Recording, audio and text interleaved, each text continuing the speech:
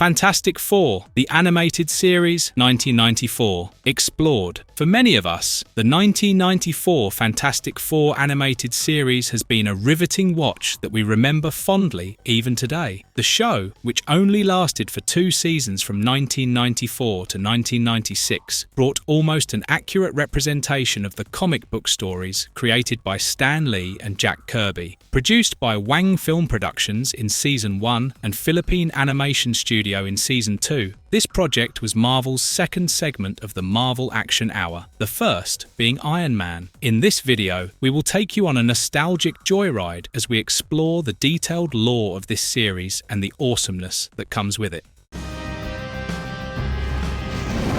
Hey, this may burn, but it's better than going splat. Season 1, The Origin of the Fantastic Four, Part 1. The series begins high on action as the Fantastic Four fights Namor underwater. Things warm up as Namor calls on Giganto, an underwater beast, but Thing punches it. The scene cuts to a live TV talk show hosted by Dick Clark, where the recordings from the action are being played. As Dick asks the Fantastic Four about how they got their superpowers, we are taken back to a flashback sequence of the origin. Before that, Sue Richards requests people to buy their autobiographical book, Fan 4, to raise money for State University. Reed Richards recalls witnessing a strange cosmic entity entering the galaxy and wanting to travel in space to check on it. Sue also insists on following her husband Reed, and her brother, Johnny Storm, follows too. Not wanting them to go alone, Ben Grimm joins them. However, the previously harmless cosmic rays change when entering a mysterious energy field, and the spaceship encounters its path. Johnny catches fire, and a beam falls on Sue. Reed tries reaching out to her, and Ben tries lifting the beam. You might feel the story of this episode mixes multiple plots because it's based on Fantastic Four, issues number 1 and number 8. Gary Owens, another guest appearance after Dick Clark, introduces a dog act in the middle of the story, and Ben gets angry. When they continue narrating, we see the four emerge from the crashed shuttle, and everyone starts developing their powers. Ben is initially upset with his transformation to the Thing. Still, the group decide to form a team to use the power to help people. And next, the story moves on to the Fantastic Four moving into the Baxter building. While shopping, the team encounters a young man trying to jump off the bridge, unaware that the Puppet Master has created a neurokinetic clay doll to control the young man. Reed, aka Mr. Fantastic, tries to reach the suicidal man, but it's ultimately Johnny who saves him. As Johnny, the Human Torch, saves the man, the Puppet Master feels the burn from the clay doll. The sadistic Puppet Master is trying out his new skills by controlling a random young man he saw on the subway, and he gets mad to see that the Fantastic Four have stronger powers. He creates a clay doll of Thing to make him visit the Puppet Master's home. Susan Richards, or Invisible Woman, secretly follows Ben, but the Puppet Master's stepdaughter Alicia senses her. Alicia Masters is blind and previously appeared in the 1982 Incredible Hulk animated series, but this is her first appearance in the Fantastic Four animated version. The Puppet Master might be an abusive stepfather, but he trusts Alicia's instincts and gasses out the Invisible Woman, who falls unconscious. Coincidentally, Sue and Alicia are lookalikes, and the Puppet Master makes Alicia dress up as her. He also uses contact lenses to make Alicia's eyes look like they have vision. As Alicia changes into Sue's clothes, the Puppet Master instructs Ben to destroy his friends. He also lies to Alicia and sends her with Ben. The Puppet Master seeks to control and release all the criminals in New York to do his bidding. As Dick Clark's scholarship telethon hits the 3 million mark, the Fantastic Four takes a break, and we need to hop into the second part to find out how the heroes got out of the tricky situation.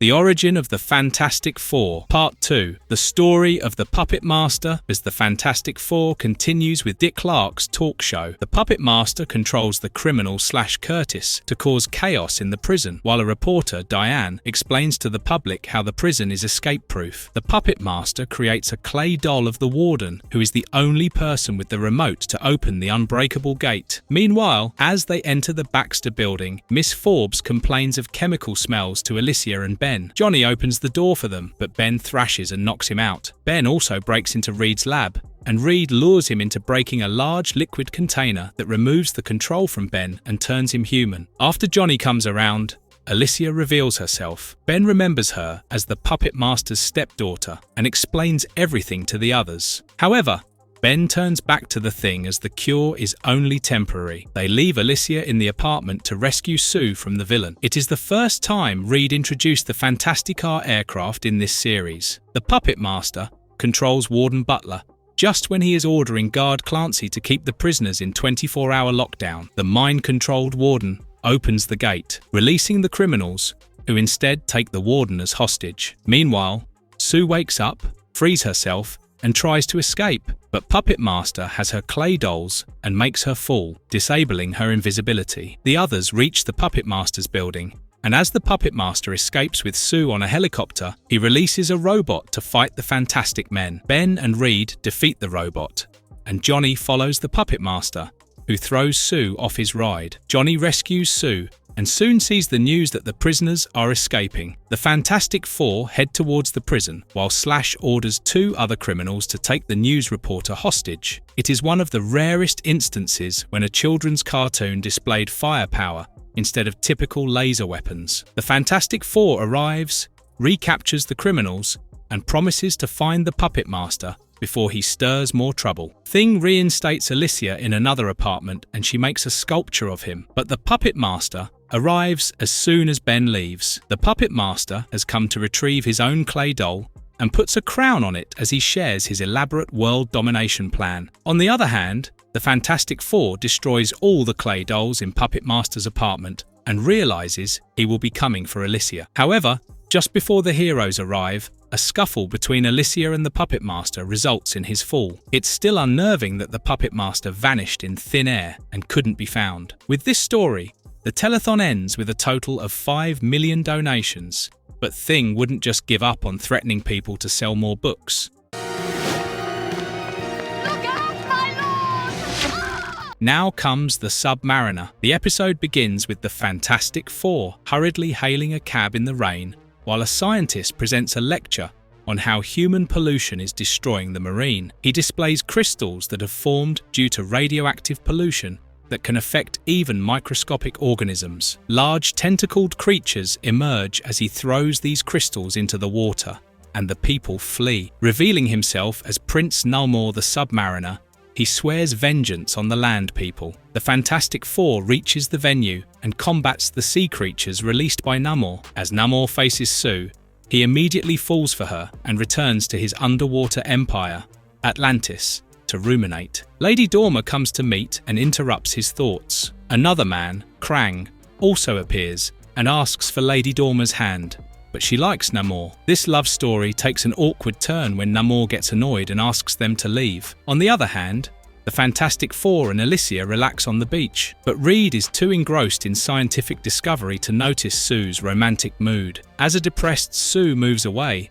Namor appears and kidnaps her, making sure she can breathe underwater. Namor takes Sue to Atlantis and inside his palace, which he has filled with fresh air. He presents her with flowers and shares his feelings. Although Sue refuses him, we feel it's a perfect payback for Reed for ignoring his wife. When Reed realizes what has transpired, he prepares his friends to rescue Sue. However, Namor's feelings for Sue have caught the ire of Lady Dormer, who now instigates Krang to seize power and attack the land dwellers. She even kisses him. Unaware of these developments, Namor shows Sue how the oil spills and factories have polluted Earth, and Sue suggests Namor work with the Fantastic Four to resolve the issue. They are interrupted when Reed, Ben, and Johnny attack. The plot of this episode is taken from Fantastic Four issue number 4. When Reed realizes what has transpired, he prepares his friends to rescue Sue. Namor opens the dome and floods the place, but Sue goes missing, and Namor finally finds her chained. He rescues her,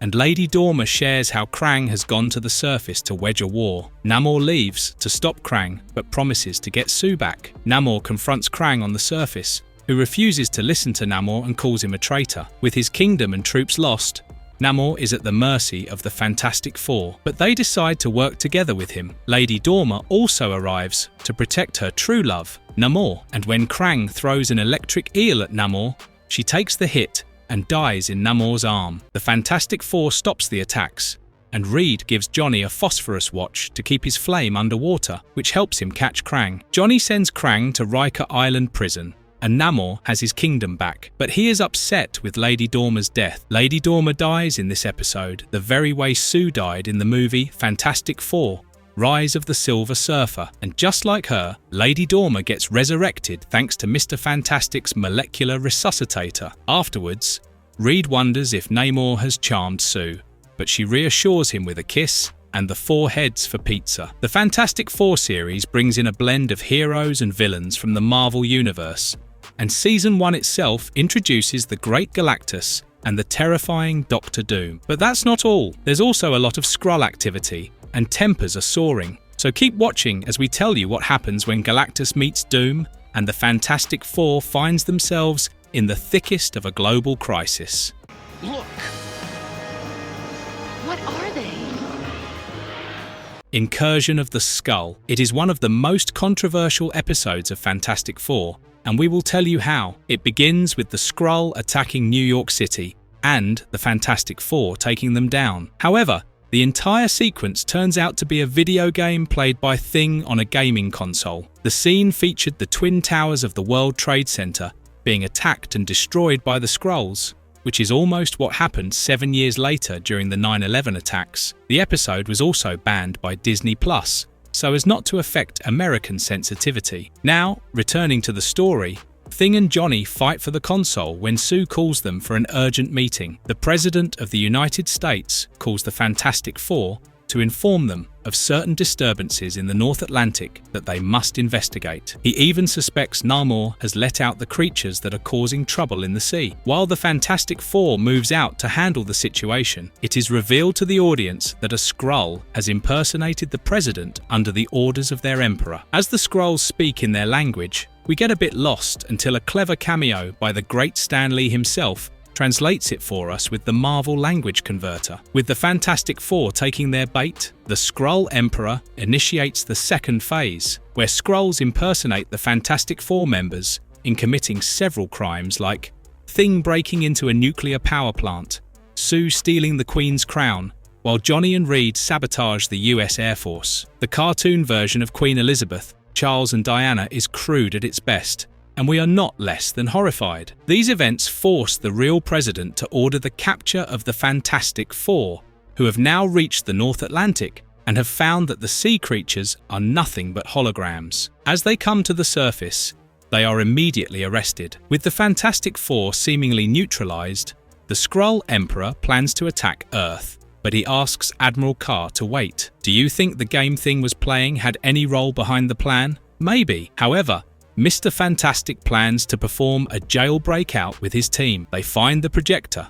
realizing it's alien technology, and Reed makes the group wear a device that translates alien language. They take Fantasticar to find the impersonators and soon come across a Human Torch impersonator flying towards the Andromeda shuttle that's about to be launched. Johnny gets away from the aircraft as the team pretends to be Skrulls in disguise to lure the impersonator into joining them. They even derive valuable information from the Skrull to find the alien ship, but the Skrull realizes he is duped and calls on his friends, who turn into small dinosaurs. Mr. Fantastic, Thing and Human Torch beats them up and ties them, while Reed leaves to visit the Skrull mothership. This episode bears certain similarities with the Ultimate Avengers. In a rather comical turn of events, Reed pretends to be a Skrull operative called Cocknull. He speaks to the Emperor through the mothership's radio and explains that Earth has greater threats than the Fantastic Four, and, therefore, the Skrulls must not attack. As proof, he shows images of dragons and monsters from fictional shows. As the Emperor awards Mr. Fantastic several medals for his bravery, he insists on returning to Earth to wipe out traces of the Skrulls. When he returns, the Skrulls turn into goats to escape, but Reed's hypno-suggestion ray makes them eat grass. Our doubts are also proven right, as the gaming console turns out to be a communicator, but Reed disposes of it by giving it to a rowdy kid. They're exchanging the contents of their minds. The Silver Surfer and the Coming of Galactus, Part 1. This segment begins with Johnny and Ben fighting over the remote, and when there is a transmission problem, they complain to Reed. Reed had been examining alien life forms when he discovered the same energy signature that gave their powers, and he noticed planets vanishing. However, the most immediate danger comes from an eviction notice submitted by Miss Forbes, who complains that the Fantastic Four has disrupted normal life in Baxter Building. As Miss Forbes rants, they suddenly witness the sky on fire and take the Fantasticar to investigate the situation. The four further disengage as their AirPods separate. They get shocked when Ben runs into a meteor but emerges unscathed. Sue also tries the same, and Reed realizes that the meteor is just a hologram. An awful lot of holograms are used as plot devices in this series. Reed notices an intruder alert in his lab, which has no mass. As they return to the lab inside Baxter Building, they meet the Watcher, who has come to warn them of the planet-eating Galactus and his herald, the Silver Surfer. He adds that Galactus is a cosmic being that drains the energies of living planets, leaving them dry like dead shells, while the Watchers are eternal beings that never get involved in human or any other life form's affairs. This is too much of a big deal and means the entire universe is in jeopardy. Watcher explains that he used the meteors to shield Earth's life from the Silver Surfer, but the ruse doesn't work as the Herald enters Earth, bypassing all the meteor debris, and is ready to send a signal to its master. Watcher sends the Fantastic Four to stop Silver Surfer, but they fail, and Silver Surfer sends a hyperspace signal to his master. This episode combines Fantastic Four issues number 48 and number 49, and it's one of the main storylines. The Fantasticar disengages and finally hits the Silver Surfer, who tumbles down with his surfboard and vanishes from view. However, there is a far more dangerous matter to be concerned about as Galactus's ship enters the planet, and the people look terrified. Watcher screens it from the people to reduce panic, while Galactus completely ignores the humans and preps his equipment to draw the forces of life. The Watcher, called Uatu, telepathically communicates with Galactus, urging him not to destroy the planet as it has several intelligent beings. Since Galactus would perish without consuming a planet's energy, this argument barely holds for him. Do you think Watcher tried his best? Moreover, Ben can hardly sit and wait as he jumps on the gigantic Galactus only to be thrown away and space insecticides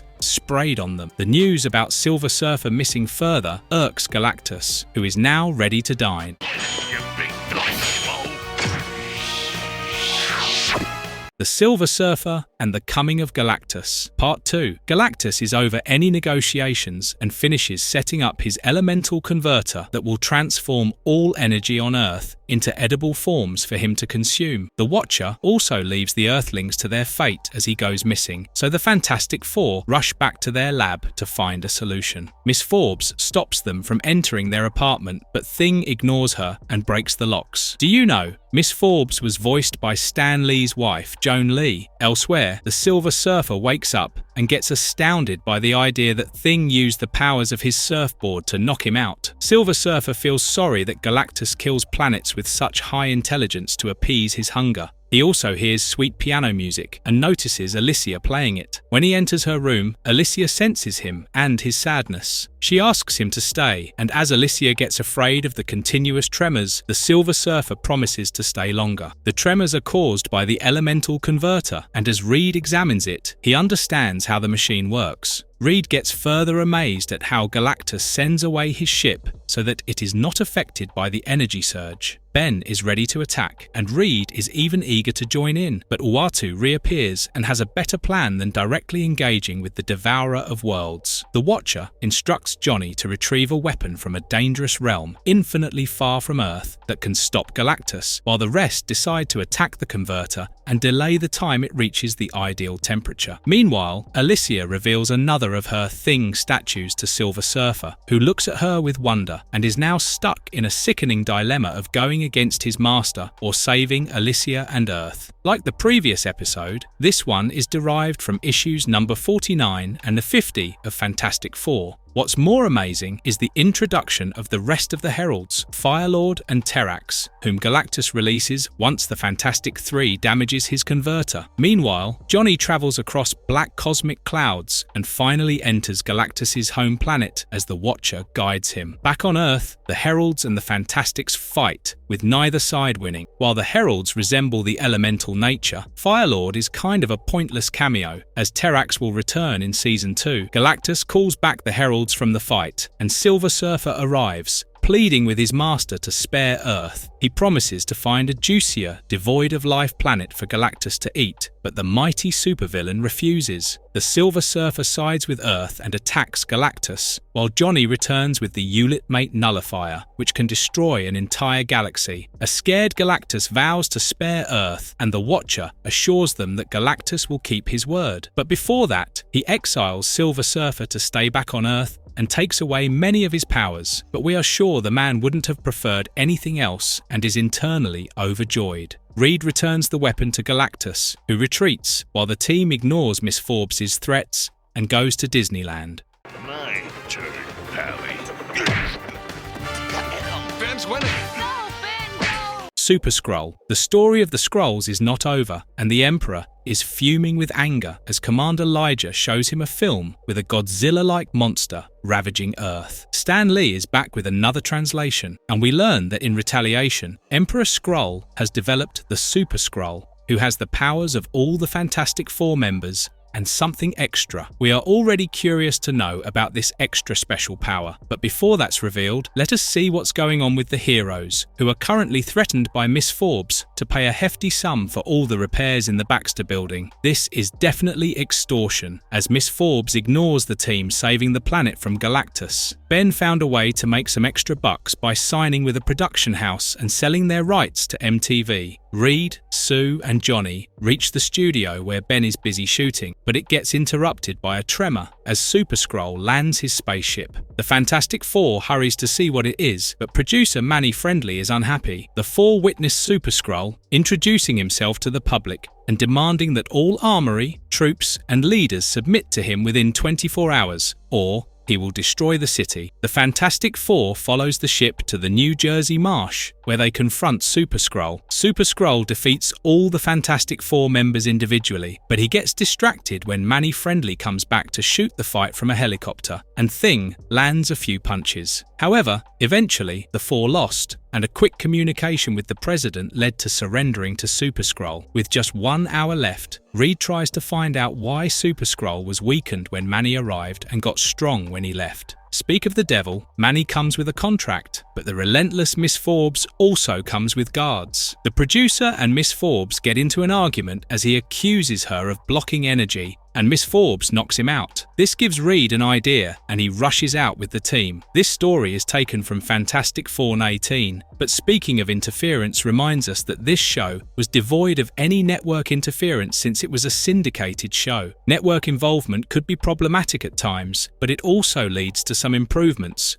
which could have been the case in this one, but never mind. Reed realizes that Super Skrull is gaining his powers from an external generator, sending beams to Earth, and devises a frisbee that can block the energy. The Fantastic Four goes for a final confrontation and challenges Super Skrull to take the fight to an island. Mr. Fantastic transforms into a tree to bind the Super Skrull. But wait, did he have such powers of transmutation? On the other hand, the Emperor instructs Super Skrull to use his secret power, which turns out to be hypnotism, as he forces BN to release him. However, it's too late as Sue and Reed force the disc on Super Skrull's head, severing the connection, and the generator blows up at the Skrull homeland, possibly taking down the Emperor and the Commander. To finally seal the deal, Johnny throws Super Skrull into an active volcano and seals it. The story ends with the rock number sung by Ben. My table. Won't you join me, my dear?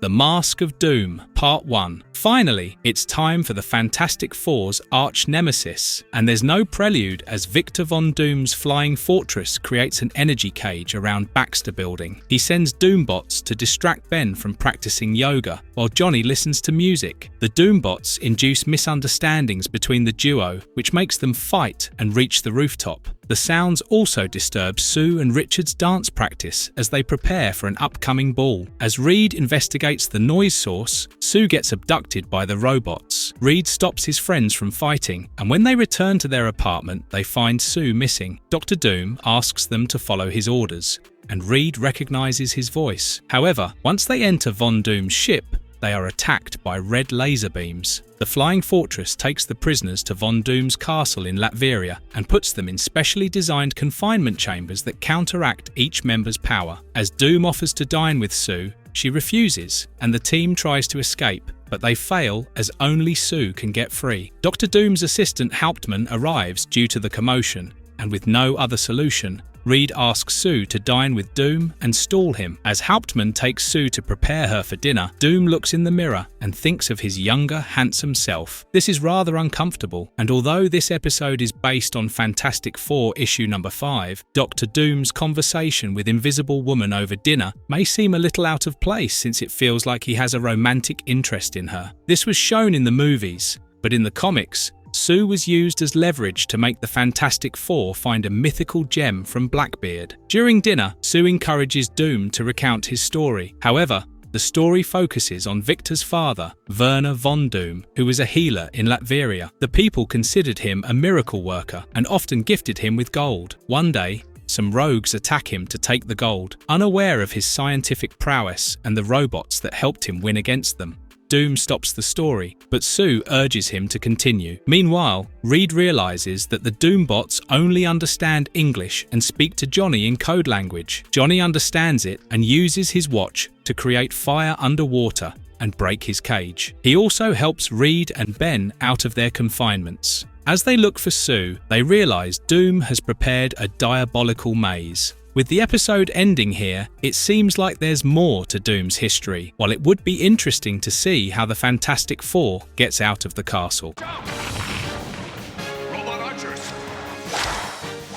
Stay back! The Mask of Doom, Part 2. The story continues with Reed, Johnny and Ben trying to find a way through the diabolical maze and locate Susie before dawn. Similarly, Dr. Doom's origin story continues as he tells Sue how the Baron forcefully took his father to treat his dying wife. Since the woman was beyond saving, he couldn't do anything, but the Baron wouldn't listen, so Doom and his father had to run away. However, Werner succumbed to the cold and harsh weather, asking his son to continue and lead a triumphant life. As the tale continues, Mr. Fantastic and his friends come across deadly robots within the maze, but they make their way through with clever tactics. Dr. Doom recalls studying his father's books to develop similar healing skills, but it had disastrous effects, and he was even ordered to be shot dead. However, his developing skills in robotics saved him. An interesting quirk in this part of the episode is Dr. Doom helps a man with an automatic violin who resembled Vladimir Lenin, while the one whose hair was restored and grew uncontrollably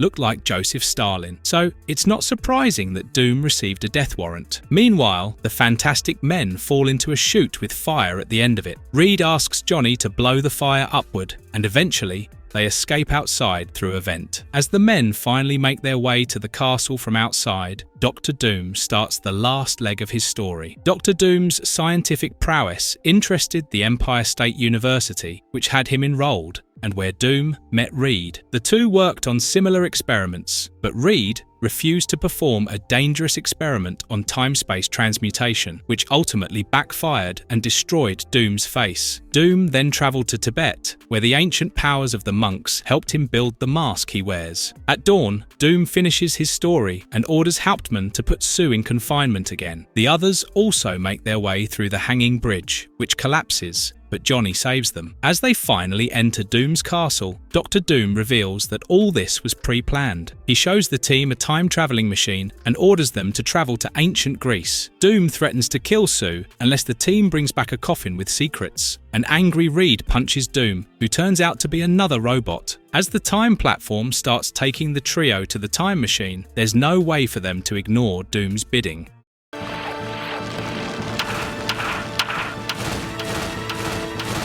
The Mask of Doom, Part 3. The final segment of Doom's story starts with Stan Lee giving us a recap of the first 2 episodes, and then we go back to where the previous one left off. Reed, Johnny, and Ben travel to ancient Greece to find the coffin of Argos, but the time machine leaves immediately. Back in the castle, Dr. Doom maintains the energy fields to ensure Reed Richards and his team can properly return with the artifact. Sue uses the distraction to use her force field and escape the death trap she was confined in. Dr. Doom sends the Creeper to look for Sue as she goes invisible. Meanwhile, Reed and his friends fall in the middle of the war between the Persians and the Greeks. Reed decides to help the Greeks because they value democracy, and so the Greeks become indebted to them. Although they warn the trio about the curse on the coffin on Argos, they still point them to the temple of the Oracle. The Greek soldiers also provide the trio with armor and clothes so that they can blend in. The Oracle of Delphi flirts with Johnny for some reason, but tells about the coffin's location, which was cursed by Zeus. It somehow feels that we have finally come to the real plot of this 3-part story, and the previous 2 episodes were more like fillers with an unnecessarily long history and escape scenes.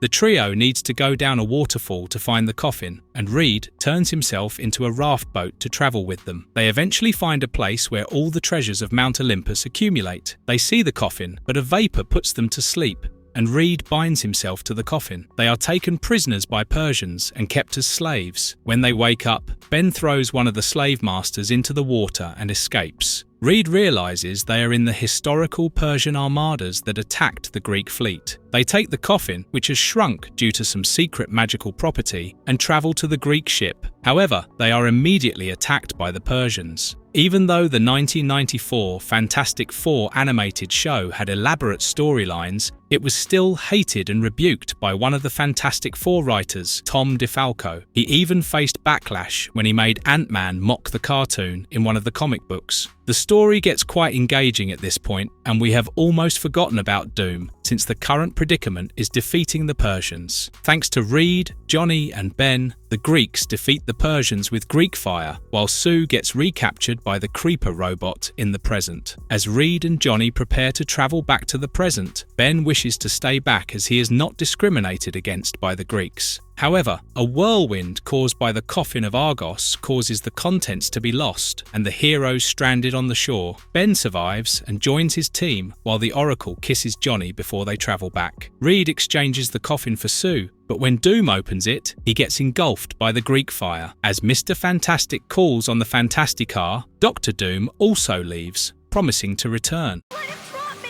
Please don't! Back off, or I flambé them. MLE Man. The MLE Man takes down important buildings and places through sinkholes around the world, while Reed Richards studies the phenomenon in his lab. His wife drags him to the ball at Rockefeller Center. Ben goes to the dance with Alicia, while Johnny goes with Miss Forbes's haughty niece, Melinda. However, Miss Forbes won't let Melinda go alone and decides to be a chaperone. Isn't this a challenge in itself? At the dance, Ben lifts Miss Forbes by the chair to make her dance, but that's nothing compared to Johnny's rap, which still hounds many fans, but kudos to him for doing the Kennedy kick. Although you can blame it on the MLE Man, it's ironic that the Rockefeller Center sinks to the Earth's core at the same time. The Fantastic Four ventures forward to see what has caused the event while the rest of the guests stay in the building. Melinda insists on joining Johnny, and he takes her to the others. The group comes across a glowing ball of light and 2 paths going in different directions. Sue and Ben take one of the roads, while Reed, Johnny, and Melinda take another. They become unconscious due to a blinding light, and when they wake up, they are wearing some sort of gas mask and find diamonds in the area. A bunch of bald subterranean native men called the Moloids attack them, but they get rid of them. MLE Man, or Harvey Elder, then introduces himself as he shares his plan of neutralizing fellow scientist Reed Richards. The plot of this episode is taken from Fantastic Four issue number 1. Harvey has already placed a few monuments in the Earth's center and wants to rule the surface world, so he needs the Fantastic Four to be out of the picture. Elsewhere, Sue and Ben get stuck in clay and are attacked by clay monsters. They finally find an island inside the underground ocean and swim there. On the other hand, MLE Man attempts to bring down more landmark pieces in the White House while he keeps Melinda hostage with Johnny and Reed. Back in Rockefeller Center, Alicia has been singing to entertain the people, but now Miss Forbes joins her. Back on the core, The Rock, Sue and Ben have been standing on turns out to be a giant sea turtle, and as Sue gets a distress signal from Reed, they direct the beast towards MLE Man's lab. MLE Man leaves to establish his power, while his lab is almost flooded by water when Sue and Ben enter. Sue uses her force field to rescue Melinda, while Reed notices that a generator created by MLE Man gives his staff the power. However, reversing it can split the planet in two, so he tweaks it and asks Johnny to fry up the generator to accelerate it. As a result, the building and all the landmark monuments go up while MLE Man is pushed down. With the day saved and almost no casualties, we wonder if this is the last of MLE Man. Clobbering time! Yeah! Behold, the negative zone. While Thing sells home videos of the Fantastic Four's adventures, Reed is busy with another dangerous experiment in his lab. Reed was examining alien life forms from the negative time zone when Miss Forbes breaks into the team's apartment with another of her complaints. She gets inside the lab and pulls out the plug, but when Reed puts the plug back on, a rip occurs in the dimension as an insectoid creature from another dimension breaks into the lab. Reed and Johnny fail to communicate with the creature, which breaks through the roof and gets into the city. However, Reed seals the portal before another creature from an unknown dimension comes through it. They take the Fantasticar and interrupt Thing's shooting, taking him on board to find and capture the insectoid. Meanwhile, the creature learns English and plans to take over Earth. The creature calls himself Annihilus and gets on a Manhattan uprise to create his nest. When the Fantastic Four arrives and attacks him with positive energy, Annihilus uses his cosmic control rod to counter it. As a crowd gathers outside the building to watch, a boy in an Iron Man t-shirt is zoomed upon, which you can call a cameo of the character. After Annihilus vanishes into the light, the four return home. But once again, the interdimensional portal opens up and another creature called Blastar enters through it. Blastar has only one goal: to overthrow Annihilus and rule the negative zone. Blastar goes in search of Annihilus, and the Fantastic Four follows. They find the duo fighting at a nuclear power plant. Ben tries to bite the life out of Blastar, but it doesn't work, and the other dimension warriors decide to face off in the city after an hour. Since this means Earth's destruction, the Fantastic Four goes back to the lab to find a solution. Reed realizes he needs to prepare a similar condition to reopen the portal and send the creatures back. A pizza delivery for Ben further gives Sue and Reed an idea. This required Ben's video on the Home Shopping Network and a news report on black holes playing together. It also needs Fufu's bark and Miss Forbes pulling out the plug. However, when Miss Forbes tends to be uncooperative, the seemingly soft Alicia scolds her. We are sure Ben have loved that. The portal again opens up, and the team programs the Fantastic Car for interdimensional travel. The time is also up for the fight, and as Ballstar and Annihilus start fighting on top of the World Trade Center, the Fantasticar arrives. Sue engulfs them in a force field cage, and they take the package to the negative zone. After releasing the duo in the zone, the team returns to Earth and seals the portal for good. While we would have liked to know who won, it's better not to know than a spider or a wolfish man ruling Earth. Ben's big surprise for Alicia is also revealed when a baby elephant is delivered to her, and we bet she deserves more for scolding Miss Forbes. Hey, who asked you to butt in, butthead? You give me that. Come here, give me. The Silver Surfer, and the Return of Galactus. The final episode of this season starts with an anomaly as Ben watches TV while he spends time alone with Alicia. It also seems Ben is quite unaware of Alicia's feelings for him. Johnny also joins them in watching TV as a storm is raging outside. There's also a suspicious-looking sphere transmitting some form of energy that's bringing the entities on TV to life. There's another Iron Man cameo, as Johnny watches him fighting Ultimo on TV. When Reed and Sue arrive, Reed takes the TV remote from the boys and doesn't listen to them. As a result, dinosaurs from his science program enter the apartment, which Ben and Johnny dispose of like the Flintstones. However, the anomaly worries Reed, who takes the team to investigate. As soon as they leave, the Silver Surfer arrives. Silver Surfer suspects it's a sign of Galactus's return and that he is salivating. He asks Alicia to keep hope, and he warns the Fantastic Four. The Four finds Galactus's ship in a broken condition where energy is being synthesized. When the Silver Surfer arrives, he explains that it's not Galactus's ship and must be a trap. However, what the Silver Surfer is not aware of is that the trap is set for him. Dr. Doom reveals himself as the one who lured the Fantastic Four and Silver Surfer to gain the Silver Surfer's powers for himself. Neil Ross often voices Dr. Doom, while John Vernon has also voiced the role in some instances. Dr. Doom stealing the energy makes him too powerful for the Fantastic Four to fight him, while Silver Surfer feels extremely weak. Johnny also burns off his spacesuit,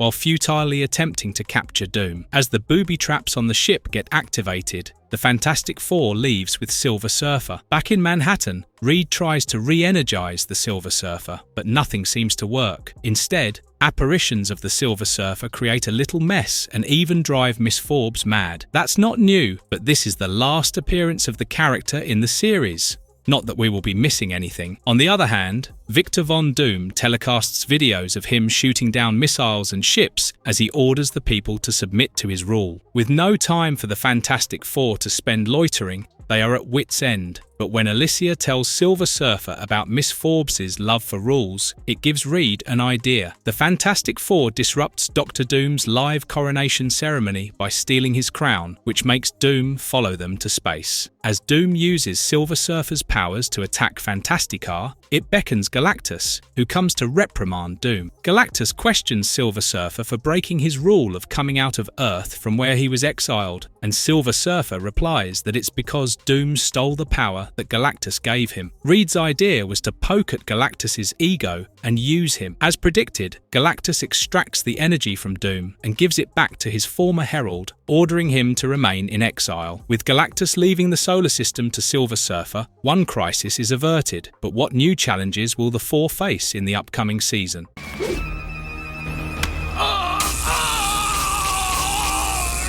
Season 2, And a Blind Man Shall Lead Them. The second season begins with the familiar sight of Dr. Doom holding the Invisible Woman captive, while the rest of her team fights the new Doombots at Island TR5. Dr. Doom activates a nuclear bomb and leaves in his new castle-like ship, while Thing notices Invisible Woman when she projects herself. The team saves her, but there is no time to defuse the bomb. Sue protects her team using a force field during the explosion, but they fall unconscious and are found by a US Navy submarine. When they wake up, they lose their powers, and Ben reverts to his human form. From this episode onwards, Quinton Flynn voices Human Torch, which was voiced by Brian Austin Green in the first season. Flynn is also the only cast member to reprise his role in Spider-Man when the team appears. While Reed is busy trying to find a way to get back their powers, Ben is finally enjoying his life with Alicia. He even plans to propose to her, but Alicia worries that losing superpowers can bring a lot of trouble for the Fantastic Four. She reaches out to her lawyer friend Matt Murdock, and Ben looks jealous. Meanwhile, Doom celebrates the end of the Fantastic Four with his new friend Boris, when a Doombot informs him of the Fantastic Four's survival. Elsewhere, Reed has developed a few pieces of equipment that can help the team mimic their earlier powers, but when Dr. Doom attacks them, the machines fall short. However, there is nothing to worry about as we know Daredevil is on the way, and Matt Murdock's alter ego appears, guiding the team out of the smoke. Reed realizes that Doom has entered his lab and stolen his stuff. Doom also controls the Fantasticar and sends it after the Four, with Daredevil saving them each time. Lastly, Doom uses a vortex machine to create a tornado, and again, Daredevil saves them. Daredevil and the Fantastic Four enter Baxter Building to get rid of Doom, but Doom has already realized that the team has lost their superhero powers. He blows up the stairways and switches on the elevator bombs, while Daredevil tries to distract him. This new season with a Philippine-based animation house has given the Fantastic Four a new look and feel. Supervising producer Tom Tataranovich further concentrated on John Buscema's work to develop the design. As Doom thrashes Daredevil, the four enter the lab and attack him. However, Doom switches on the freezing system and sucks the air out of the room before he escapes. Finally, Ben volunteers to be the first to charge himself with the neurostimulator built by Reed. It gives him the power back and turns him into Thing as he stops Doom from boarding his ship. Ben fights heroically against Dr. Doom and blames him for the transformation. The rest of the team regains their powers and stops Ben from killing Doom. However, Doom destroys several panels in Reed's lab, causing a nuclear reaction that will tear the space-time continuum and reduce Baxter Building and Manhattan to dust. Sue prevents the city's destruction, but the building doesn't survive, and we wonder what happened to the rest of its residents. But this is not all, as Doom will be back again stealing power cosmic of the Silver Surfer. But before that, the Fantastic Four will deal with the Inhumans, the Black Panther, and even the Hulk. With new challenges and new places of adventure, this season focuses on familial bonds, friendship, and, most importantly, love. Third time's a charm, great boy. Free! Inhumans, Saga, Part 1, and The Wind Cries Medusa. The Fantastic Four are back in business with their restored powers, but Ben Grimm's seems not to have moved on as he feels like a freak again. He doubts if he can be with Alicia when Ben hears a woman's cry coming from an alley. However, it's an ambush prepared by the Frightful Four. Led by the Wizard, the group also comprises Hydra Man, Medusa, and Trapster. The group helps the Wizard brainwash Ben to kill Reed. The next day, Reed and Sue were busy building the Four Freedoms Plaza after Baxter's building was destroyed. It's safe to assume that there were no casualties. Johnny is upset as he doesn't have his own den and gets dumped by his girlfriends when Alicia comes in to inquire about Ben. Alicia informs that Ben has missed their date, but Ben calls Reed and asks the team to meet at a rendezvous point. The group travels to the abandoned warehouse but insists Alicia on staying in the Fantasticar. As soon as Sue, Johnny and Reed enter the place, they get attacked by the Frightful Four, and at last, Ben appears. Ben immediately attacks Reed, blaming him for the transformation. While Ben and Trapster trap Reed with glue, Hydra Man puts out Human Torch's fire, and Invisible Woman gets trapped in her own force field due to the Trapster's paste gun glue. The Inhumans Saga plotline is based on issues number 41, number 42, and number 43 of Fantastic Four. However, Sandman was replaced by Hydra Man in the cartoon. Mr. Fantastic recognizes the Wizard as a notorious person who does dangerous things for the rich and the evil. It appears Reed Richards' technological developments have affected the Wizard's business, and so he has formed a team with those who have similar problems. The Wizard orders Ben to kill Reed, but Reed gets accidentally freed. Johnny also gets rid of the water trap Hydra Man had put on him and helps his sister to get free. As they fight the villains, it seems Medusa is concerned about the Fantastic Four and might be unaware of her origin. Reed also tries reconfiguring the brainwashing machine while Sue shields him from Ben's attack. However, the machine doesn't work properly, and the Wizard again starts gaining an upper hand on the trio. The tables turn when Alicia enters the building and asks Ben not to kill Reed. Medusa captures Alicia, and her screams, along with Reed's submission, remove the mind control from Ben, and he punches the Wizard. The Fantastic Four defeats the Frightful and captures them, except for Medusa, who runs away, and the Human Torch follows her. However, her sad and clueless behavior prevents Johnny from pursuing her. Ben and Alicia reconcile, while Johnny and Ben are back at bickering. Even Sue scolds Reed for being unromantic, but soon they are going to face another crisis as Gorgon enters the scene and keeps a watch on Medusa. I am not a criminal! Release me or you will be Destroyed! Medusa!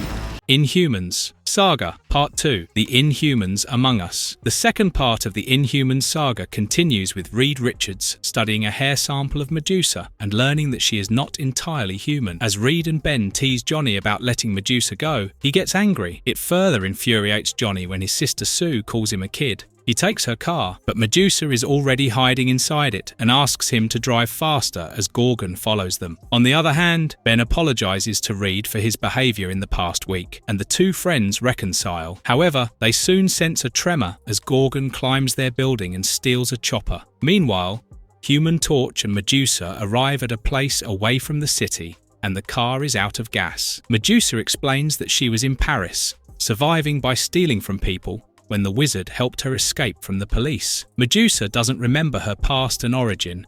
She is distrustful of Johnny, and the two get into a fight. Medusa blasts Johnny with a vacuum pellet that draws oxygen from his surroundings. At the same time, Gorgon appears and fights with Medusa, knocking her out and taking her on the chopper. Medusa's memories start to return when they are flying, but Human Torch comes to her rescue. As Gorgon shoots Johnny with another vacuum pellet, he has to jumpstart the fire using the electrical wires. However, he is still too weak and starts falling. Since Gorgon has damaged the fantasy car, Mr. Fantastic, Thing, and Invisible Woman arrive on air cycles to save Johnny and Medusa from falling. All this while, Medusa doesn't want to be saved and warns that Gorgon will destroy them. Gorgon uses the Fantasticopter to attack the Fantastic Four, and although Thing engages with Gorgon, he is quickly overthrown by the monstrous man, who can break buildings and turn them into rubble with just a stampede. Gorgon rebukes Medusa for living with lowly humans and takes her back before bringing down the building on the Fantastic Four. Johnny leaves immediately to look for Medusa, but he has still not replenished his energy. He gets down on an abandoned area and looks for Medusa when he comes across young Crystal. Crystal blows away Johnny figuratively and literally with a gust of wind to pull off a disappearance act, but he still looks for her and finds her. Season 2 of this series is based on more of John Byrne's Fantastic Four comics, but Stan Lee and Jack Kirby's stories are also followed through. Johnny finds Crystal and shows off his powers, making her believe he is an Inhuman like her. Crystal introduces her to her extremely large pet dog, Lockjaw, and takes Johnny to a hidden chamber in the city, where she introduces Johnny to her cousin Karnak. Soon, Gorgon, Medusa, and Triton also appear, and it's revealed that Medusa is Crystal's elder sister. The Inhumans discuss calling their leader Black Bolt. However, this is the first time Black Bolt is depicted as the leader of the group since Medusa was the leader in the 1978 version of the Fantastic Four cartoon. The Inhumans start beating the sense out of Johnny for accompanying Crystal, but he escapes and joins the Fantastics. As the Fantastic Four arrives at the hideout to face off against the Inhumans, the one we have been waiting for is finally introduced. With Black Bolt entering the scene, it remains to be seen what strategy the Fantastic Four applies in their fight against the Inhumans. To keep you prisoners of the Great Refuge forever!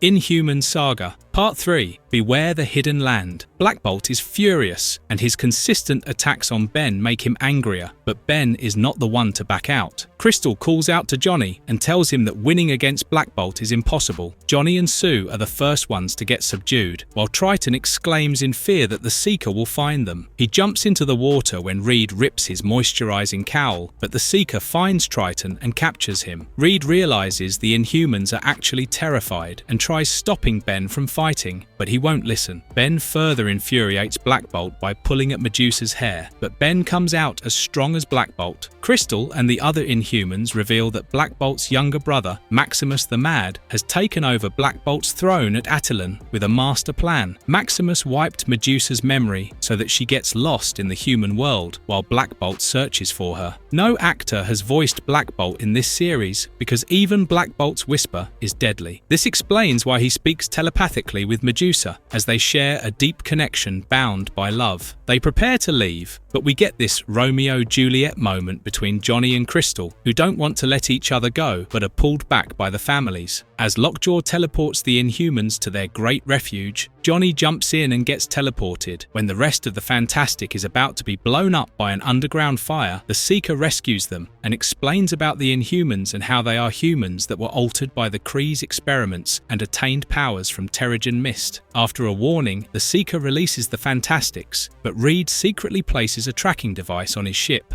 Meanwhile, Johnny looks for Crystal in the Great Refuge, while the Inhumans decide to help Black Bolt reclaim his throne. Maximus watches them from a secret camera and plans to make Medusa his wife when the Seeker comes to him. Maximus releases the Alpha Primitives upon Black Bolt and his friends. Maximus captures them in a glass dome that the Inhumans cannot penetrate. Crystal screams in terror, and Johnny hears it. He locates them and burns through the dome, helping the Inhumans defeat the Alpha Primitives. They are eventually brought forward to Usurper Maximus, who further decrees his wedding with Medusa. For comic readers looking for this story, you can check out issues number 44 and number 45 for the previous episode, and issues 46 and 47 for this episode. Concluding the Inhumans saga, the Fantasticar also arrives at Attilan, tracking down Johnny and the Seeker, while Maximus declares war on his cousins by letting them fight the other Inhumans under his rule. Initially, Johnny and Black Bolt work together to fight them, but the other Fantastics soon join in. Maximus flees, and as Ben rescues Medusa from an attack, she reads Black Bolt's thoughts and shares his gratitude for them. Black Bolt informs that he would let the humans return to their world, provided they keep Attilan a secret. However, Maximus has one more trick up his sleeves. He uses a device to kill all humans, but nothing happens. Reed explains that the machine was flawed, as humans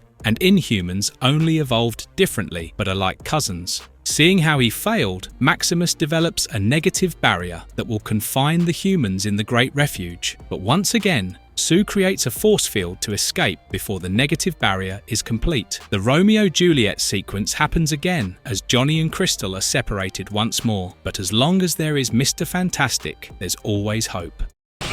It's all over, darling, and now you are going to die. Worlds within worlds. Reed has created a new element that Ben calls Goop. Reed asks Ben to watch it as Sue pulls him to a movie they will be watching with Johnny to lift his mood from the recent heartbreak. Ben removes the element and stores it in another locker, using the storage machine to cook popcorn. However, he is soon attacked by illusions of a monstrous version of himself projected by Psycho Man. When Alicia comes in, Psycho Man attacks her with the illusion of falling through a trench. This angers Ben, and he pulls at Psycho Man's clothes, but Psycho Man escapes. When the others return, Reed studies the Psycho Man's clothes and detects it to be from another dimension. He also opens the canister with the goop, but suddenly, Sue and Alicia speak rudely to him, while Johnny and Ben's simple banter turns into a full-fledged combat. Reed realizes that the element can manipulate people and locks it safely, but Psycho Man watches it secretly. When Sue and Alicia spend time at a cafe, Psycho Man morphs into Reed Richards and takes Sue with him. Reed and Johnny arrive at the same time, and Alicia realizes that a doppelganger took Sue. On the other hand, Sue calls Ben and asks him to bring Element F to her, but Ben gets assaulted by Malice, the mistress of hate, on the way. Malice easily overpowers Thing and takes the element for him as Psycho Man appears. The two leave, making it clear to the audience that Malice is the evil version of Invisible Woman. Initially, comic books referred to Sue Storm or Sue Richards as the Invisible Girl, but it was changed to a woman in the more recent ones. When Reed and John study what happened to Ben, they go through the projectors and notice that Malice and Sue are the same. Since the element was not named, Reed deduces that the Psycho Man must know the component and is the person responsible for Sue's transformation into Malice. Reed takes the team to the microverse in their reductor craft to shrink themselves into microscopic size and finally reaches Psycho Man's city. As the giant-sized Psycho Man captures the three to be his fear police, Reed realizes that the element he discovered enables Psycho Man to terrorize the residents of his city. Reed further reduces his size and frees himself from the capsule. He beheads Psycho Man and releases both Ben and Johnny, who further help Reed defeat Psycho Man, who is reduced to his normal microscopic size. However, Malice appears and confines Ben in a force field. She almost crushes Johnny and inserts an expanding force field inside Reed. With no way out, Reed makes Sue angry by rebuking her, which does the trick. Psycho Man reappears and aims a heat gun at the Fantastics, but Sue volunteers to pull the trigger and instead hits Psycho Man. The illusions make Psycho Man bring down his lab, while Reed explains that Sue got overwhelmed by her anger, which severed the Psycho Man's control over her. With barely any time left, the Fantastic Four leaves the microverse, and Reed speaks our mind when he says Sue looked good in the Malice attire. Because you're the reason Earth faces total destruction. To battle the living planet. This fantastic episode is one of the most memorable ones from the entire series. and it brought various familiar Marvel characters into the story. It starts with a large-scale earthquake across the globe. As the buildings and structures in New York start crumbling, the Fantastic Four are not enough to save the people. The Avengers, including Iron Man, Vision, Captain America, Goliath, She-Hulk, and others, come in to provide aid, letting Mr. Fantastic find the source of the incident. He finds an object rapidly moving towards Earth, entering the building. The object appears to be Thor's hammer, Mjolnir. As Mjolnir returns to its rightful owner, the Fantastic Four follows and finds the God of Thunder floating in space in an unconscious condition. They rescue Thor, but are soon attacked by Ego, the living planet. The Fantasticar crash lands on the planet, and tentacles soon capture the four. While the others escape on their own, Thor wakes up and helps Ben. Thor then tells them how he used Mjolnir to travel in deep space and came across Ego. However, one god is not enough to defeat a planet. Reed notices the huge thruster rockets that help Ego propel forward and devour planets. Since Ego is now set to eat Earth, the heroes must assemble to put an end to the carnivorous planet. The episode is based on issues number 234 and number 235 of Fantastic Four, and while Iron Man has a cameo, he doesn't speak and is not of the same design as from his own concurrently running show. Now, coming back to Ego, the planet continues to attack the intruders and creates creatures to fight back. Johnny makes a fire to stop the creatures as they reach the rockets.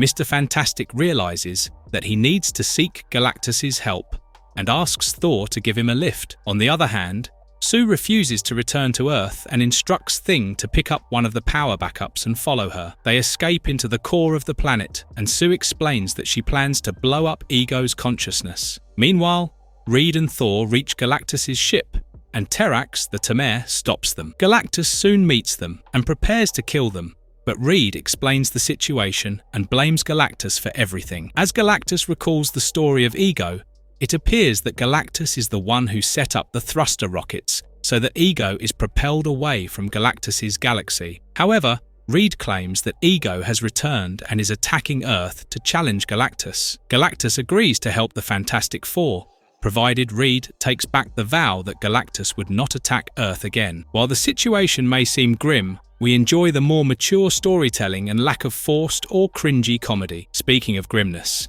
the air pressure inside the core makes it difficult for Sue, Johnny and Ben to continue. Ben throws Johnny and Sue outside as he digs deeper. The siblings take their spacecraft and try communicating with Reed, but the connections are fired. While Galactus and Ego face off, the spacecraft falls between them. The Storm siblings fail to inform Reed that Ben is inside, and while Thor charges up Galactus to attack Ego, Ben also finds Ego's brain and blows it. The double attack starts killing Ego, and the siblings finally reach Galactus's ship. Thor takes his hammer to find and rescue Ben, who wakes up on their spaceship sometime later. With Earth saved for another day, Thor and the Fantastic Four are grateful to each other. However, Galactus appears one more time, reminding Reed of the deal and leaves. Taurus! Hey, think so, Masked Man? Who said that?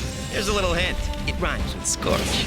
Prey of the Black Panther, a jeep passing through the Wakandan jungle gets attacked by an enormous red gorilla, which is not affected by bullets and suddenly vanishes into thin air. The local tribal men who were watching the incident reported it to their chieftain. The chieftain switches on a machine hidden underground to prepare himself for flight. The story now shifts to Manhattan, where Johnny has trouble falling asleep as he is still hung over Crystal and misses her. Ben assures him that Stretcho will find a solution, and as expected, he finds Reed passed out while working on removing the negative barrier. Suddenly, an intruder alert brings Ben to the rooftop, and the Black Panther confronts him. As Ben fights the Black Panther, the others wake up. Black Panther escapes in his air shuttle, and the Fantastic Four follows him. Black Panther lures the Four to Wakanda, and the modern structures hidden deep inside the jungle astound the Fantastic Four. Black Panther's subjects shoot at the Four to separate them magnetically as Black Panther challenges them. At first, Black Panther subdues the Human Torch, Invisible Woman and the Thing, but thanks to Mr. Fantastic's quick wit, the rest rejoins and defeats Black Panther. However, the team gets shocked when Black Panther laments not being sufficient to protect his people. This episode covered the stories in issues number 52 to number 53, and while different stories are covered throughout the series, one thing that stood out is using covers from classic Fantastic Four comics in the Season 2 opening theme. Black Panther reveals himself as T'Challa and invites the Fantastic Four to his place, offering them food. There is a blink and miss cameo of Storm and a fellow mutant in the scene. T'Challa shares his problems with the Four and recalls how Ulysses Klaue, a vicious scientist, attacked Wakanda to obtain their sacred element, vibranium, to power his sound transformer. When T'Challa's father, T'Chaka, refuses, Klaue kills him, and T'Challa becomes the new chieftain. He uses Klaue's weapon to hurt him and drive his group out of Wakanda. T'Challa even sold a few vibranium to study and earn degrees from reputed universities. T'Challa is responsible for the development of Wakanda,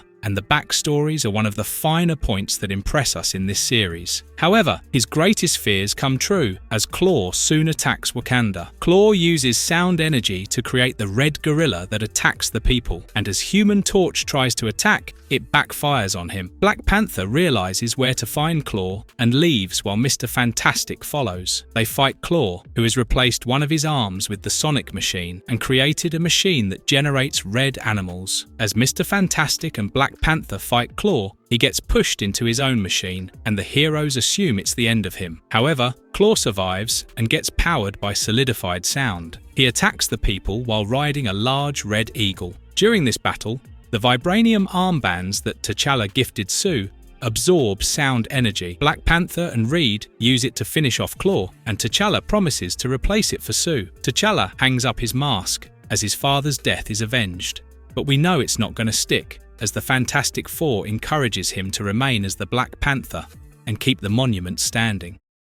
When calls Galactus. The threat of Galactus is still not over, but before we get on that, it's a seemingly mundane evening for the Fantastic Four as they get surrounded by fans while having fancy dinner outside. A gorgeous Frankie Ray asks for Johnny's autograph and kisses him on the cheek, only to burst into flames like the Human Torch. Frankie enjoys the new power and soars high as Johnny tries to catch up to her. However, as the air starts thinning, the fire gets diffused and she turns butt naked. Johnny takes her to the Fantastic Four's tower, where Reed studies her and collects her repressed memories, which shows that Frankie's stepfather was a scientist working on android Human Torches for the military. Frankie accidentally got drenched in the chemicals, catching fire. She survived and blocked the traumatic memory. Frankie and Johnny get into a relationship immediately and start flying in the sky when they are rudely interrupted by Terrax, the new herald doing Silver Surfer's job for Galactus.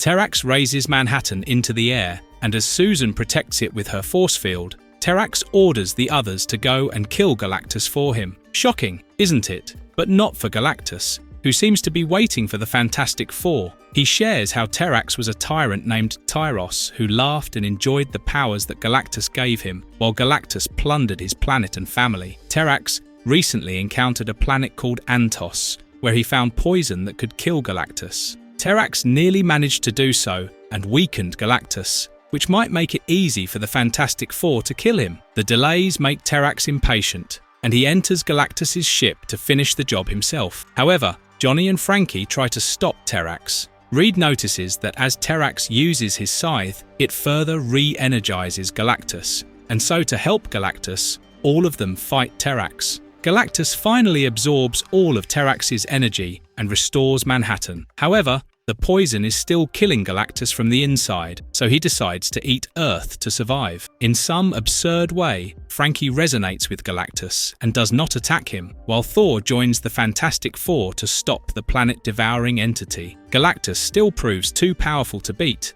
but suddenly, the Ghost Rider appears out of nowhere and punishes Galactus for killing millions of innocent alien souls. While Ghost Rider's cameo doesn't make sense to many fans, it was a classic example of how writers assume all the viewers have read the comics. Ghost Rider next appears in Incredible Hulk, another show from the same timeline. While adapting Ghost Rider for children is a challenge in itself, we feel the heat even in this episode as the character leaves almost immediately. Ghost Rider's sudden attack causes Galactus to shrink as he dies slowly. Frankie cannot bear this and asks the Fantastic Four to help save him. Reed agrees and suggests he can locate uninhabited planets for Galactus to consume. Frankie explains that Galactus is not evil, but just how he is, and volunteers to be his new herald. Galactus turns her into Nova and Frankie finally feels free. Johnny seriously has poor luck with women as he follows her desperately, but Nova reminds him of Crystal and leaves. The episode ends on an even surprisingly positive note as Galactus calls the Fantastic Four his friends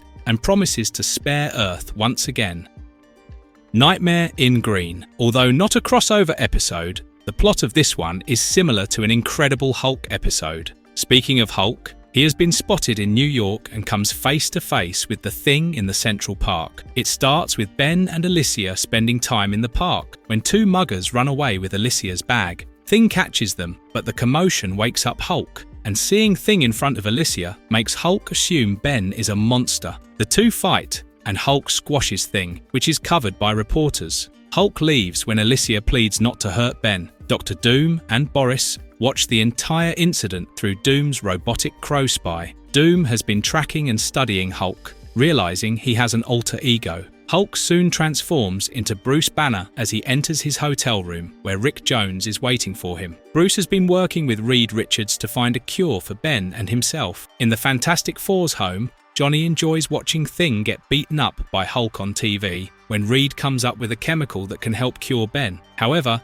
he is extremely tired and falls ill. Bruce and Rick arrive at that moment, and Bruce deduces that the illness is due to exposure to rare and potent chemicals. Bruce and Rick produce a liquid pool unit that will keep Reed's fever under control while he looks for a cure. Later at night, Bruce returns to his hotel while Rick takes the air cycle for a spin, and Johnny rides with him. The scene features the cameo appearance of several X-Men members and even Spider-Man as they watch the two. Juggernaut's hand rising out of the ocean is a callback to an X-Men episode, Cry of the Banshee, where Juggernaut was thrown into the ocean. However, don't get too excited as trouble brews for Bruce, as he gets kidnapped by Doom and his Doombots. Bruce turns into Hulk, but is shot by gamma rays. When he is back as Bruce in confinement, Doom again shoots him, turning him into the Hulk and manipulating him to kill the Fantastic Four. Doom shows him footage of Rick flying with Ben and Johnny and explains that Rick betrayed him for the Fantastic Four. Hulk soon confronts Rick and the Human Torch, while Ben and Hulk again get into a fight.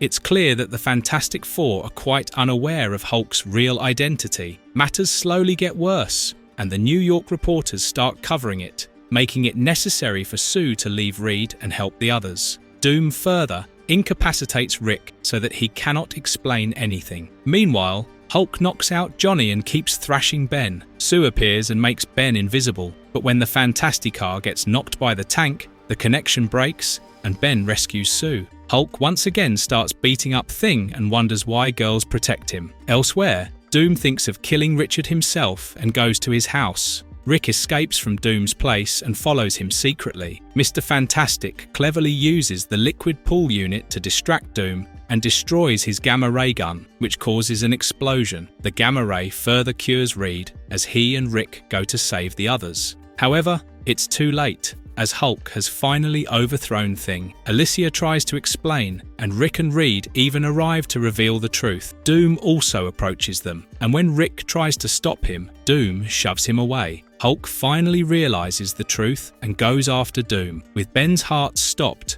Reed tries to rehabilitate him with a shock, but it doesn't seem to work. Johnny also starts crying, but it appears Ben is safe, and the hard rock makes it difficult to find the beat. Reed deduces there must be a connection between Hulk, Banner, and Rick, while Alicia completes Hulk's bust statue and reconciles with Ben.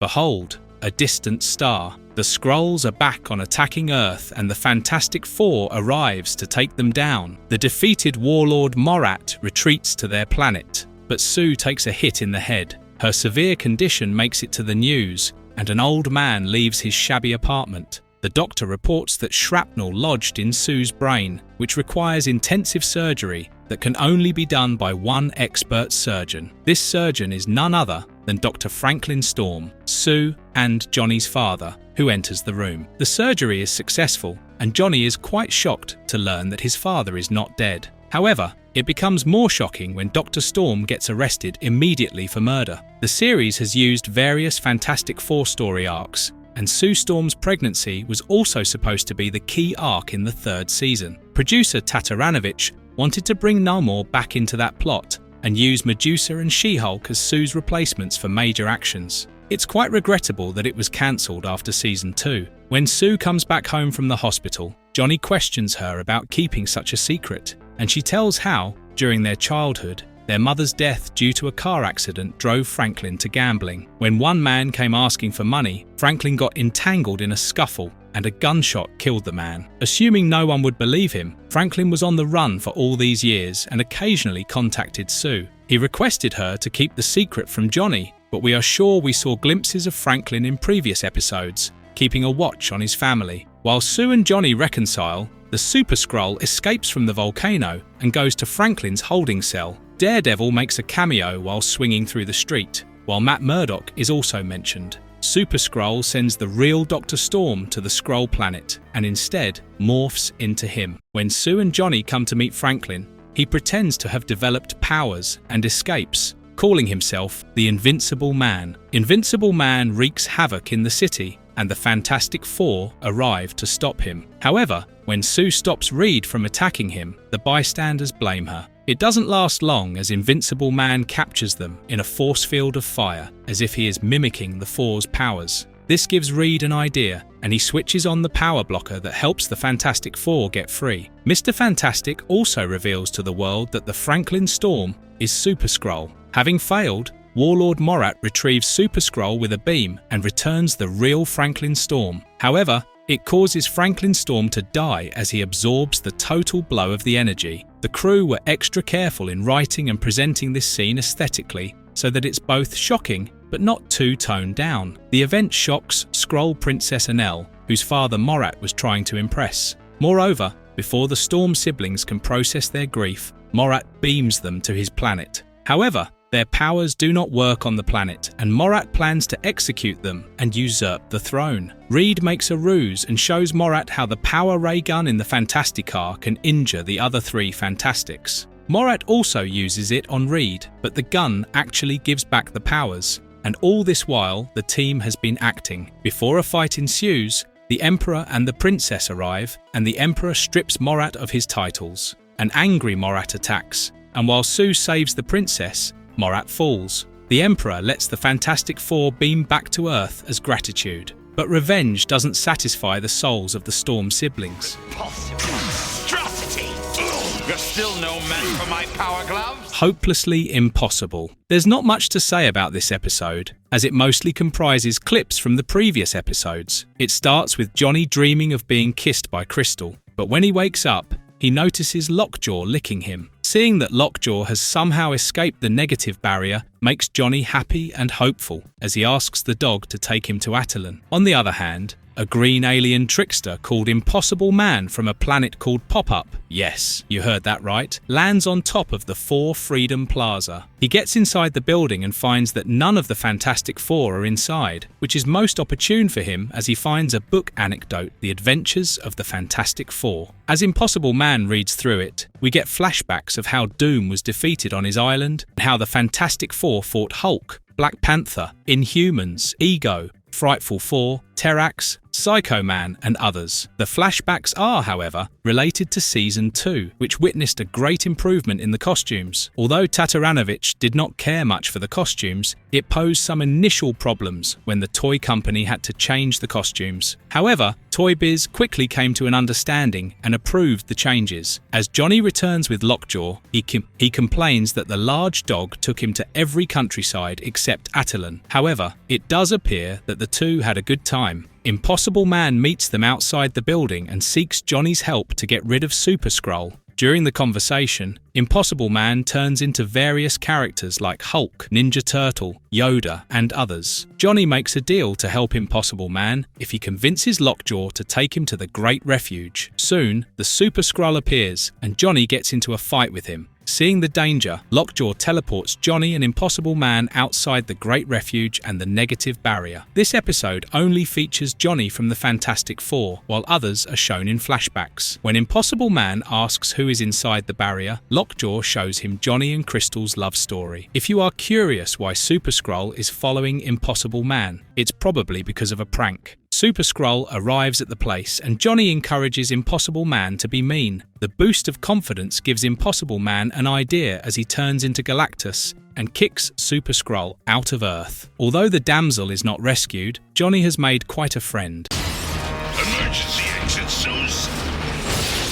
I am integral. The Sentry Sinister. The second last episode begins with Sue forcing Reed to take a much-needed vacation, and the group decide to visit Tivu Island, quite unaware that it's home to a Kree robotic sentry. The Kree sentry captures a scientist and his guide on the island, who have been looking for signs of aliens and alien technology. Mr. Fantastic, Invisible Woman and Thing take the Pogo plane for their journey, while the Human Torch, still bearing the torch for Inhuman Crystal, stays behind. Crystal also mops around as she hangs onto Johnny's gloves. However, the oxygen in the Great Refuge is depleting, while Black Bolt is on an incessant journey to find at least one weak point in the barrier. The other Inhumans are also frustrated and try various ways to break the negative barrier, but nothing works. Maximus is also with them, but has turned mad and childish after the previous incidents. Maximus is voiced by Mark Hamill, who is known to play similar characters with mental instability. However, Mark Hamill also voices Triton and the Sentry, which might be slightly out of character. Everyone keeps blaming Maximus and gets angry with him, but he shows the rest how he has created a water circulation apparatus for Triton to breathe air and live out of water. While the Inhumans discuss whether Black Bolt should destroy the barrier with a whisper, the Fantastics face new problems. The Kree Sentry creates an energy field, which makes the Pogo plane almost kaput, and Reed saves them. Sue's force field also doesn't hold out to the Sentry, but Thing destroys it and immediately falls into a ditch, where he finds the two men from earlier captive. Ben breaks the atomic cage they were confined in and saves the scientist and his guide. Back in Attilan, Black Bolt assembles all the residents and points them to find safety in a bunker while he prepares to destroy the barrier. Maximus pleads with him to stop, but Black Bolt covers his ears and screams to break the barrier. However, the sound also destroyed the city, and although the Attilians were now free, they have to rebuild the city. Black Bolt further allows Crystal to go and meet Johnny. A sweet reunion between the two is much awaited,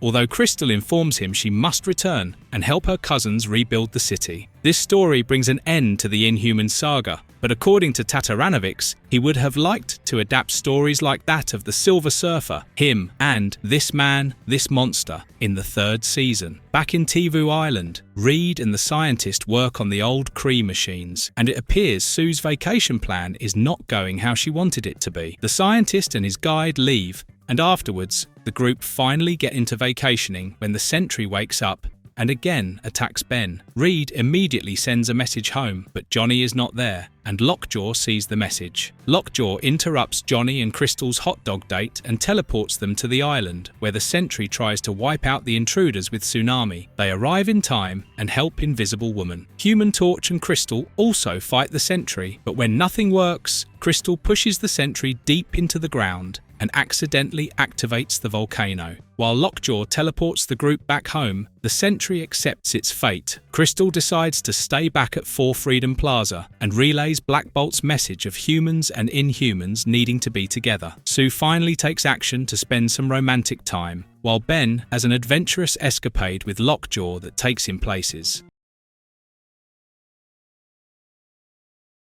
Doomsday. The series finale has the most archaic villain, Victor Von Doom, back into business. It starts off with Silver Surfer getting annoyed with the human race and traveling across Earth. The scene features several Marvel comic characters in a cameo appearance. When he flies across Latvaria, Silver Surfer witnesses a woman dragged by the Doombots. Silver Surfer saves the woman, who takes him to meet her grandfather. This was a trap set by Dr. Doom, and the woman was his subject. The woman zaps the cosmic power of Silver Surfer, which Dr. Doom absorbs to become invincible. Dr. Doom leaves on the surfboard and goes to Manhattan, where Reed and Sue leave Ben to his comic books as they head out for a romantic weekend at the lakes. Dr. Doom challenges Thing, and the fight takes them to the park, where Doom freezes Thing's metabolism. Johnny and Crystal return from the movies and witness the signs of devastation. They quickly locate Ben, and Crystal jumpstarts his metabolism. Ben informs them about Doom, who is now attacking Mr. and Mrs. Richards at their cabin in the lake. The others also arrive to join the fight, but as Doom has become unbeatable and Galactus is at the far end of the galaxy, there is barely any way to stop the atrocity. Mr. Fantastic surrenders to Doom, who leaves them alive and gets on his world domination plan. Mr. Fantastic explains that he intentionally boosts Doom's ego so that he spares them and gives the Fantastic Four time to devise a plan.